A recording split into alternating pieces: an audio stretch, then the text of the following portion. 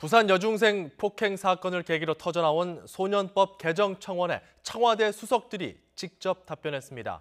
법 개정보다는 범죄 예방이 중요하다는 진단과 처방이 나왔습니다. 권민석 기자입니다. 피투성이 채로 무릎을 꿇고 있는 부산 여중생의 모습은 대중의 공분을 자아냈고 분노는 곧장 가해자들에게 향했습니다.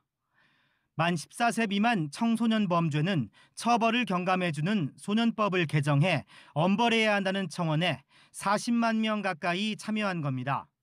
소년들의 형사 책임 연령을 낮출 필요가 있는지, 낮춘다면 그럼 몇 살로 낮추는 것이 바람직한 건지, 또는 일주로 낮추지 않고 중대한 범죄에 대해서 이 같은 요구에 조국 청와대 민정수석과 김수현 사회수석이 대담 형식으로 답변에 나섰습니다.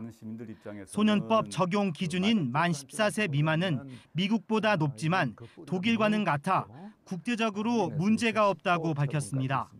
중1짜리도 중1짜리가 아니다 이렇게 생각할 수도 있습니다만 반대로 중1짜리 중에서 아직까지 미성숙한 인격을 갖고 있는 그 학생도 많이 있거든요. 또 형벌을 강화해도 범죄는 줄지 않는다며 소년법 개정에 부정적인 입장을 나타냈습니다.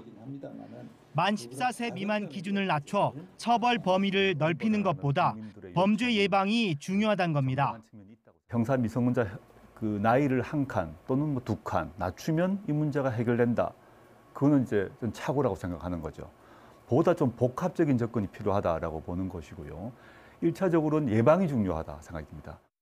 청소년 문제는 반드시 위기 과정을 두고 있고 이는 단기간에 해결될 문제가 아니라며 기존 소년법의 보호 처분 조항을 제대로 적용할 것을 대안으로 제시했습니다.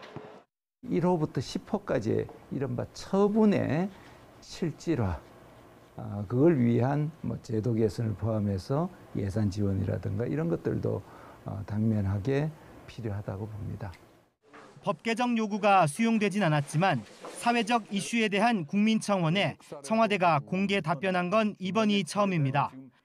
청와대는 앞으로 30일 동안 20만 명 이상 참여한 청원에 대해선 한 달 안에 답변하기로 했습니다.